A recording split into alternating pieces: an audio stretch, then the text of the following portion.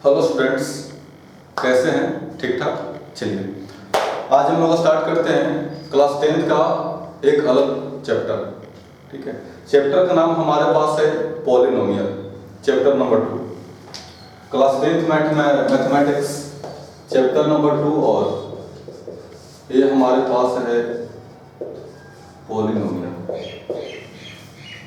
ठीक है, चलिए सबसे पहला बात तो ये कि सर ये आपका अलजेब्रा का टॉपिक है। अलजेब्रा मैथ का एक ब्रांच है, अलजेब्रा का है चैप्टर है। दूसरी बात कि सर इस चैप्टर में समझिए कि तकरीबन बहुत लोग ये बोलते हैं ना कि सर ये चैप्टर हार्ड है, लेकिन ऐसा कुछ भी नहीं है। एक बात और, पोलिनोमियल्स हम लोग क्लास 9th में ही पढ़ते हैं। ठीक है, पोलिनोमियल आपका क्लास 9th में ही पढ़ना है, लेकिन वहाँ पर आपको इसके रिस्पेक्ट में इसके डाउन पढ़ना है। इसके डाउन बोलने का मतलब है सर जी कि पोलिनोमियल देखा जाए तो क्लास 10th का पोलिनोमियल पढ़ने के लिए क्लास 9th का पोलिनोमियल का आना बहुत जरूरी है। आ रही बात समझ में? यानी कि सर अगर आप क्लास 10th का पोलिनोमियल पढ़ना चाहते हैं ना, तो सबसे पहले आपको क्लास 9th का पोलिनोमियल पढ़ना चाहिए। ठीक है, अब बात यहाँ पर ये है ना, अब बात है कि सर क्लास 9th का पोलिनोमियल, अब क्लास 9th में हमने क्या पढ़ा क्या नहीं पढ़ा उसको तो आदमी याद ही नहीं रखता। नहीं कि सर जी अगर पढ़ा हुआ मान लीजिए कोई भी चीज़ है ना, तो आप किसी भी चीज़ को पढ़े हुए 10 दिन हो गया तो सर 10 मतलब बस उसे याद तो नहीं पड़ता। 10 दिन हो गया ना तो सर क्या पढ़े थे याद नहीं आता। ठीक, तो खैर जो भी है, तो हमारा जो मेन फोकस है, हमारा जो मेन एजेंडा है सर, और ये आपको एजेंडा है ना कि हम लोग क्लास 9th वाला को भी लेकर चलेंगे। क्लास 9th वालों को लेकर चलने मतलब है कि पूरा का पूरा हम क्लास 9th में इंटर नहीं करेंगे। पूरा का पूरा क्लास 9th आपको नहीं पढ़ाऊंगा मैं, हाँ, लेकिन जो जो आपका जरूरी टॉपिक है, जो जो आपको जरूरत है यहाँ पे 10th में, वो सब बातें तो जानना आपका लाजमी है और जानना भी क्या है, जरूरी है। तो पोलिनोमियल हम लोग स्टार्ट करते हैं बिल्कुल बेसिक पोर्शन। बिल्कुल बेसिक करने का मतलब है कि सर कुछ 9th का भी और कुछ 10th का भी, दोनों मिला करके। ठीक है, स्टार्ट करते हैं। देखिए पोलिनोमियल स्टार्ट करो, लेकिन उससे पहले जो आपको सबसे पहले बात जानना जरूरी है, और वो आपका बात जानना जरूरी है सर वेरिएबल और कांस्टेंट। नाम तो सुनोगे ना। पहले मैथ में हमारे पास 2 नंबर्स है, 2 नंबर्स है, 2 टाइप का नंबर्स है। एक को बोलते हैं वेरिएबल और एक हम लोग क्या बोलते हैं, कांस्टेंट। लिख दूं? चलिए, वेरिएबल सबसे पहला जो आपको बात जाननी चाहिए वह हमारे पास है वेरिएबल। देखिए वेरिएबल मेरा बना किससे है? वेरिएबल हमारा सर बना है वैरी। देखिए वेरिएबल है ना, वेरिएबल किससे बना है? वैरी। और वैरी मतलब क्या? बदलना। जो सर वैरी करता है, जैसे कि बोलते हैं ना, अगर बात किया जाए अगर किसी टेम्परेचर का, तो सर अगर देखा जाए तो अभी पटना का टेम्परेचर, माफ कीजिए, हाँ पटना ही है, ठीक है, अभी सर पटना का टेम्परेचर आपको अप्रॉक्स 35। अब जैसे जैसे आपको दिन होगा, दिन मतलब सर दिन आगे बढ़ेगा, आज 25 है, 26, 27 डॉट। ठीक है, किस प्रकार अगर आपका डेट बढ़ेगा ना, तो डेट के साथ टेम्परेचर क्या करता है आपका? वेरी करता है। और आप पढ़े सिस्टम में कि sir variation in height in Himalaya region. इस प्रकार वेरिएशन मतलब क्या करना? बदलना। तो यहाँ पे आपका जो वेरिएबल है ये क्या बोलता है ना कि वैसा नंबर, ध्यान दीजिए मैं डेफिनेशन करता हूँ, वैसा नंबर जो हमेशा बदलता है। यही ना बात हुई सर। वेरिएबल बोले तो वैसा नंबर जो हमेशा बदलता है, जो कभी आपका फिक्स नहीं है, हमेशा चेंज करेगा, बदलेगा, उसी को हम लोग क्या बोलेंगे? वेरिएबल। इसको मैं सिंपल लिखता हूं, which can very. Which can very, जो आपको बदलेगा, ये फिक्स नहीं है, बदलेगा। बदलने का मतलब है सर इस सवाल में कुछ और है, अगला सवाल में कुछ और है। एग्जाम्पल की बात किया जाए ना, तो इसका एग्जाम्पल कुछ भी ले लीजिए मेरे भाई, X Y Z A B C dot dot, कुछ भी ले लीजिए। कुछ भी कहने का मतलब है ना कि सर देखा जाए तो अल्फाबेट में A B C D E F G H, कुछ भी आपका मन करता है ना ले लीजिए। पूरा का पूरा हमारे पास क्या है? वेरिएबल है। अब थोड़ा सा स्कोर सोचिए, वेरिएबल एक्स है, तो सर अब सवाल आता है कि एक्स का तो वैल्यू 1 है। मान लीजिए आपने क्वेश्चन नंबर 7 बनाया किसी चैप्टर का, उसमें आपको एक्स का वैल्यू 7 मिला। अब एक्स का वैल्यू 7 मिला ना, तो सब मन में आता है सवाल कि अरे ये तो एक्स का वैल्यू 7 है। अब जरा मेरे भाई उस सवाल को और आगे बढ़ाइए, उसको और आगे बढ़ाइए और क्वेश्चन नंबर 8 में चलिए। अब क्वेश्चन नंबर 8 में देखिए तो एक्स का वैल्यू कितना आता है। अब हो सकता है कि क्वेश्चन नंबर 8 में आपको एक्स का वैल्यू 5 आ जाए, मन में डाउट हुआ? अब थोड़ा सा और आगे बढ़िए, और आगे बढ़िए, और सर अब क्वेश्चन नंबर 9 बनाइए। क्वेश्चन नंबर 9 में हो सकता है ना कि आपका x का वैल्यू -1 है। तो यही मेरा बताने का व्यू है कि आपने जब क्वेश्चन बदला, आपका जब क्वेश्चन नंबर 7 है तो x का वैल्यू कुछ भी है, आपका जब क्वेश्चन नंबर 8 है तो x का वैल्यू कुछ और है, आपका जब क्वेश्चन नंबर 9 है तो x का वैल्यू कुछ और है। इस प्रकार मेरे भाई सवाल दर सवाल आपका x का वैल्यू क्या होता जा रहा है? बदलता जा रहा है। इसलिए उसको हम लोग क्या बोलेंगे? वेरिएबल। ठीक है। अब यहाँ पे तो सर सवाल है कि x का वैल्यू कितना लिया जाए, तो x का वैल्यू लेने के लिए आपको डिपेंड करेगा सवाल पे। मैं इस चर्चा को यहीं पे छोड़ता हूँ। ठीक है। सेकंड जो आपको बात जाननी है वेरिएबल के बाद, सेकंड आपका जो बात जानना है सर, ये हमारे पास है कांस्टेंट। कांस्टेंट बोले तो क्या? कांस्टेंट और consonant, two basic points that should be, confusion तो होता ही है मन में, लेकिन कांस्टेंट। ठीक है। कांस्टेंट मतलब क्या? फिक्स। फिक्स कांस्टेंट नहीं बोलो सर कि ये विल कांस्टेंट है, time is not a constant. Sorry sir, जो भी चीज है जो बदल नहीं सकता, जो फिक्स हो गया तो हो गया। जैसे तकरीबन सर आपका जो भी चीज है, जैसे मान लेते हैं कि अगर आप कुछ काम करते हैं तो उस काम में मान लीजिए कि इसके बाद आप इससे आगे नहीं जा सकते। जैसे अगर आपका स्कूल में एग्जाम हुआ ना, तो स्कूल में एग्जाम हुआ सर मैथ का, और मैथ में आपका 100 नंबर का है ना, अगर आपको टेस्ट होता है ना, तो 100 नंबर में से आप 100 में से 100 गेन कर सकते हैं। अब 100 में से 100 गेन करना सर संभव नहीं है ना। तो इस प्रकार वो कांस्टेंट है, वो फिक्स है कि जब भी आपका नंबर आएगा तो 100 तक ही आएगा।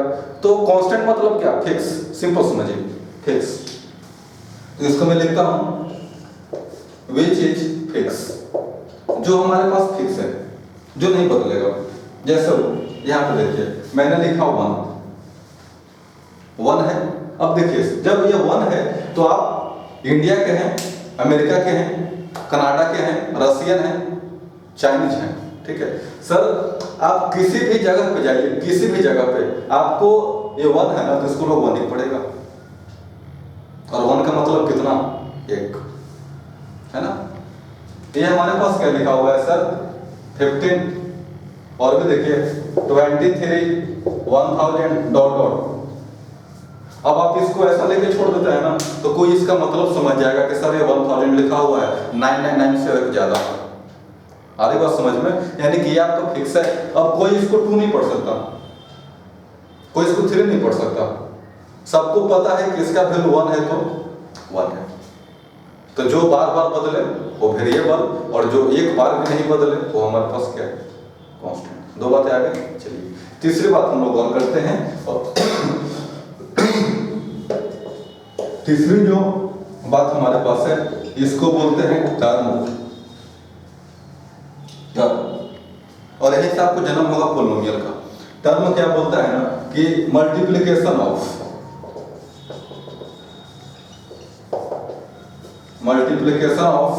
Variable and constant. Multiplication of variable and constant is known as. Variable और कांस्टेंट का जो मल्टीप्लिकेशन है, जो उनका गुना है सर, उसी को हम लोग क्या बोलेंगे? टर्म। यानी कि टर्म बोले तो टर्म इक्वल टू आपका हो गया वेरिएबल, पहले कांस्टेंट लिखता हूँ, कोई दिक्कत नहीं है, लिखने के ऊपर डिपेंड करता है, कुछ भी लिख सकते हैं ना। कांस्टेंट इनटू एक क्या हो गया? वेरिएबल। जैसे मैं यहाँ पे लिखता हूँ 2x, मैंने यहाँ पे क्या लिखा? 2x। अब देखिए ये आपका टर्म है, मैंने लिखा 2x। 2x मेरे पास एक टर्म है, टर्म हो गया।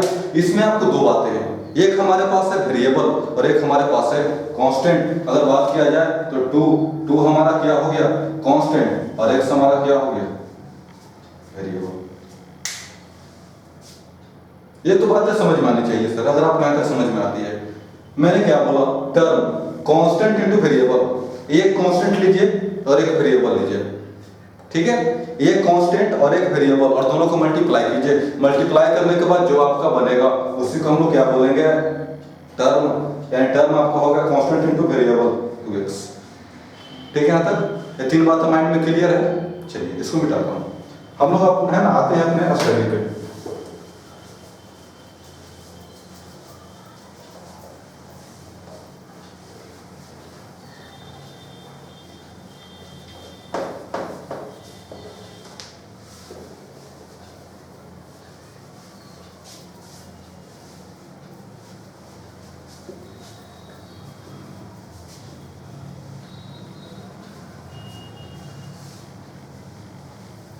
देखिए पॉलिनोमियल, पहले हम उसके डेफिनेशन की बात करते हैं, ठीक है, फिर बाद में आगे देखा जाएगा।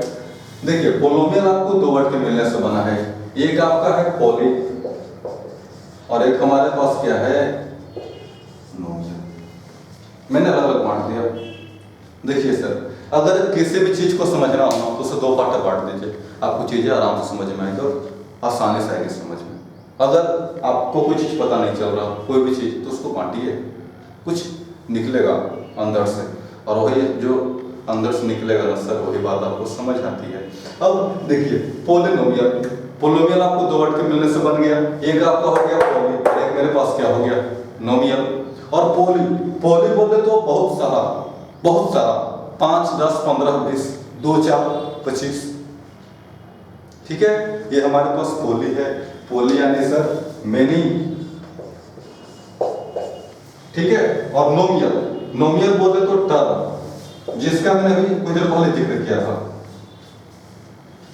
पॉली मतलब मेनी और नोमियल मतलब क्या हो गया, टर्म। अब दोनों को मिलाइए।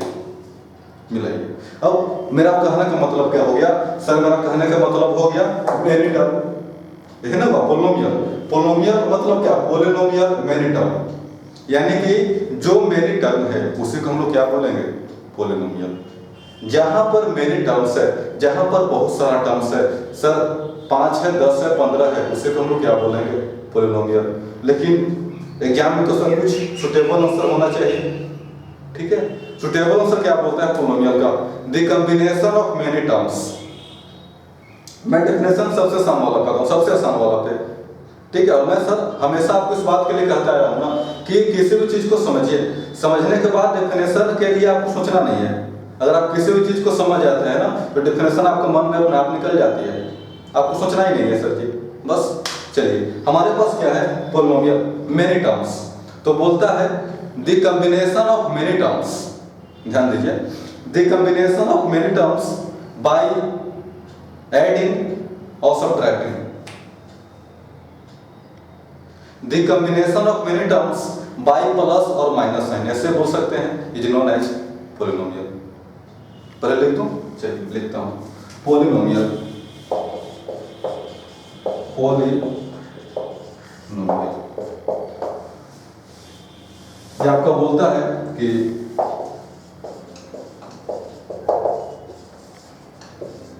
The combination of many terms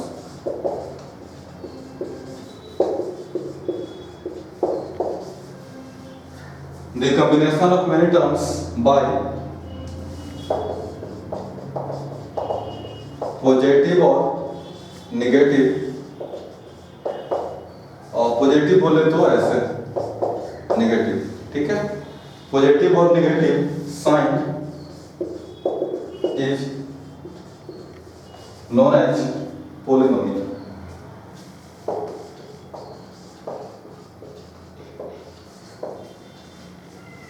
कुछ बातें सब समझ में आ रही होगी। हमारे पास मान लीजिए 5 टर्म है, 10 टर्म है, 20 टर्म है ना, सबके बीच में जहां पे आपका मन करता है प्लस लगा दीजिए, जहां पे आपका मन करता है माइनस लगा दीजिए, और वहां से जो आपका मिलेगा उसे हम लोग क्या बोलेंगे, हाँ पॉलिनोमियल। लेकिन एक बात, वो बात क्या है ना, वो बात क्या है सर कि आपको मल्टीप्लाई और डिवाइड नहीं लगानी है। अगर आपने मल्टीप्लाई और डिवाइड का लगा दिया तो फिर आपको बात अलग हो जाएगा। और सर बात कैसे अलग होगा, थोड़ा सा वेट कीजिए अगले, ठीक है, पोर्शन पे। फिलहाल हमारा जो टर्म है उसके बीच या तो आपको लगानी है प्लस साइन या तो आपको लगानी है माइनस साइन, और आपको कुछ नहीं सोचना।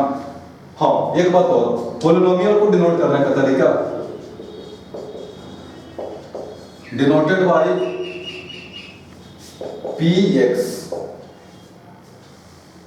p फॉर पॉलिनोमियल, या तो आप इसको डिनोट कर सकते हैं px या फिर आप इसको डिनोट कर सकते हैं gx, ठीक है, या फिर आप इसको डिनोट कर सकते हैं hx। डॉट डॉट अपना अपना मान लीजिए, मैं तो कहता हूँ rx से कर दीजिए, उसको भी लिख देता हूँ।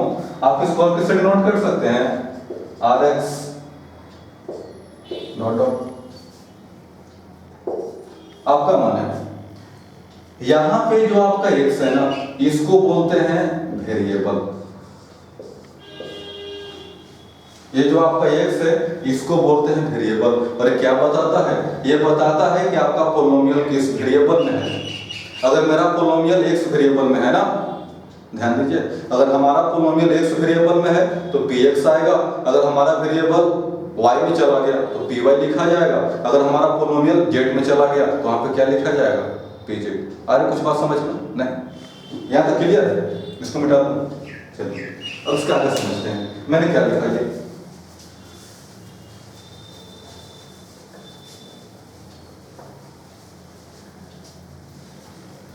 मैंने लिखा ऐसे, देखिए एक बात सोचिए, 4x cube plus 5x plus 6, उसके बाद 3y square plus 4y minus 10, और इसके बाद अगर बात की जाए तो सर 5t स्क्वायर मान लो माइनस 3t माइनस 15, कुछ भी है। हमारे पास 3 पोलिनोमियल है, हो गया ना? ये भी तो आपका p है, ये भी आपका क्या है? p है, और ये भी आपका क्या है जी?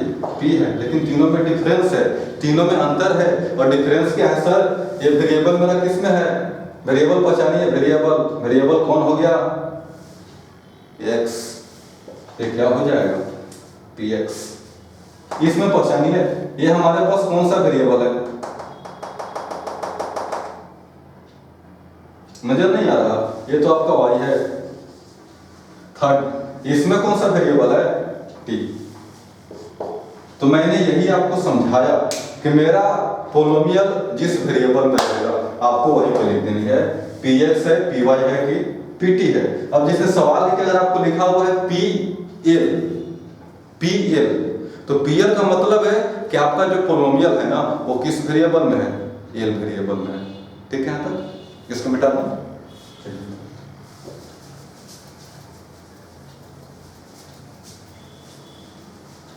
पोलिनोमियल के बाद अगला जो आपको टर्म जानना है वो आपको जानना है डिग्री।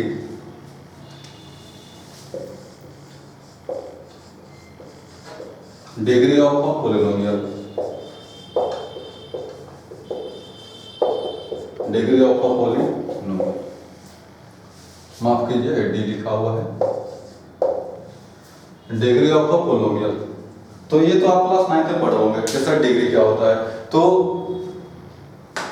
सबसे ज्यादा जो आपका पावर है, ठीक है, सबसे ज्यादा जो पावर है x का, y का, वेरिएबल का, तो वेरिएबल का जो पावर सबसे ज्यादा है ना उसे हम लोग क्या बोलते हैं? डिग्री। ये भी कुछ बातें दिक्कत दे सकती है आपको, थोड़ा सा वेट कीजिए, डेफिनेशन तक। डिग्री ऑफ पोलिनोमियल क्या बोलता है सर? कि the highest power of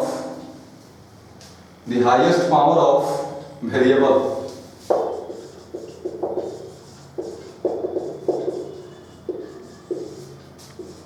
the highest power of variable is known as degree of polynomial।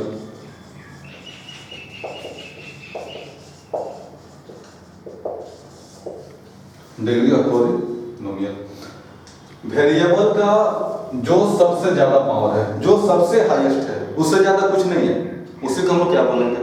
Degree. जैसे आप बात समझिए, मैंने आपको बनाया px equal to x4 minus x cube plus x square plus x, मैंने बना दिया। एक और मानिए gx x to the power 100 minus 50, और कुछ एक चीज मान लेता हूं मैं, y मान लूं, कुछ भी नहीं है सर, वेरिएबल तो अपना अपना मानने के ऊपर डिपेंड करता है आपका। y to the power 15 minus y to the power 49, और क्या मान लूं? एक t में मान लेता हूं, t का पावर 10 माइनस t का पावर 9 प्लस t का पावर 7। -100। ठीक है, यहाँ तक एक और छोड़ देता हूँ। हमें क्या जाननी है? डिग्री। डिग्री जाननी है ना। अब देखिए, खोजिए, हम लोग मिलाते हैं। यहाँ पर x का पावर कितना है? कुछ भी नहीं है तो, ठीक है। अब देखिए, यहाँ पर x का पावर 1, यहाँ पर आपका x का पावर 2, x का पावर 3, x का पावर 4। तो मेरे भाई सोचिए, सबसे ज्यादा पावर कितना आ रहा है? सबसे ज्यादा पावर 1 2 3 4 कौन है? 4। सबसे ज्यादा पावर हमारे पास कितना हो गया? 4। यानी कि इसका जो डिग्री है ना, इस पोलोमियल का डिग्री वो हमारे पास कितना हो जाएगा? 4। ठीक है। यहां पर सोचिए, यहां पर 100, यहां पर तो वेरिएबल है ही नहीं, इसकी तो बात ही नहीं की। तो यहां पे इसका जो डिग्री है, इसका डिग्री हमारे पास कितना हो जाएगा? 100। ठीक है। अब यहाँ पे बात करता हूं मैं। अब तो क्लियर हो गया होगा सर। y का वैल्यू 50, y का वैल्यू 49। अब बताइए, 49 बड़ा है कि 50 बड़ा है? 49। इसका डिग्री कितना हो गया? 50 जाके सर मैं देखिए, यहां पर सोचिए, t का पावर 10, t का पावर 9, t का पावर 7। तो अब सोचिए, 7 बड़ा कि 9 बड़ा कि 10 बड़ा? इसमें भी कंफ्यूजन। इसका डिग्री कितना हो जाएगा? 10। 10 सबसे बड़ा है ना, 10 उससे छोटा 9 उससे छोटा 7। देखिए डिग्री, एक बात और जानिए, डिग्री फाइंड करने में हमें बस सबसे ऊपर जाना है। सबसे ज्यादा जिसके पास पावर है उससे हम लोग बोलेंगे डिग्री, लेकिन उससे छोटा सर कितना है उससे कोई फर्क नहीं पड़ता मेरे को। सबसे ज्यादा आपको 50 है तो 50 से कम 49 है, 48 है, 47 है, 20 है, उससे कोई फर्क आपको नहीं पड़ता। आपका जो मेन फोकस है, आपका जो मेन ध्यान है ना, सबसे ज्यादा वाला पर जाना चाहिए। ठीक है, यहाँ तक आगे बात समझ में? इसका मिटाता हूँ। डिग्री क्लियर हो गया? हाँ, इसमें एक बात आपको और जाननी चाहिए, और चीज आपको बहुत जरूरी है।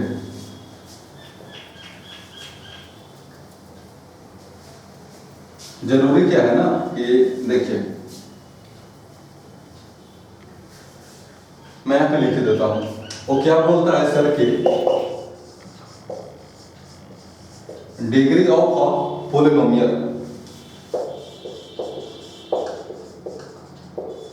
Degree of a polynomial can not, sorry, degree of a polynomial should always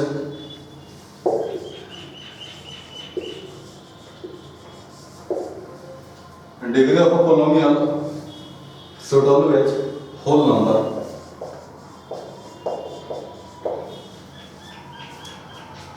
कोई भी हमारे पास पोलिनोमियल है उसका डिग्री हमेशा क्या होगा? होल नंबर होगा। होल नंबर बोलने का सर सीधा सा मतलब है कि आपका जो डिग्री है ना, देखिए यहाँ पे ध्यान दीजिए, डिग्री निगेटिव जा ही नहीं सकता। निगेटिव बोले तो माइनस नहीं जा सकता। पहला, कोई भी पोलिनोमियल है अगर उसका पावर माइनस में है, -2 है, -3 है, तो मेरे भाई वो पोलिनोमियल नहीं होगा। सबसे जो पहला बात हमने आपको बताया, कोई भी आपका पोलिनोमियल है तो उसका डिग्री निगेटिव माइनस में जा ही नहीं सकता। पहली बात है, क्लियर है? दूसरी बात है जो आपको जाननी है वो है सर कि डिग्री आपको डिवाइड नहीं जा सकता। डिवाइड को हम भाषा में बोलते हैं बट्टा समझते हैं? बट्टा जैसे सर 2/3, 4/3, 1/3, 1/2 ऐसा नहीं जा सकता। इसको मैं लिखता हूँ फ्रैक्शन। ठीक है, फ्रैक्शन मतलब सर कंफ्यूजन नहीं आनी चाहिए कि 1 भी आपका फ्रैक्शन है, 2 भी आपका फ्रैक्शन है, लेकिन मेरा जो व्यू है 1/2, 2/3, 3/4 ऐसा नहीं होना चाहिए। यानी अगर मैं बोलूँ तो बट्टा डिवाइड में नहीं हो सकता। यानी कि अगर आपका 1/2 है, 2/3 है, 4/3 है, तो ये सब गलत चीजें हैं, ये नहीं हो सकता।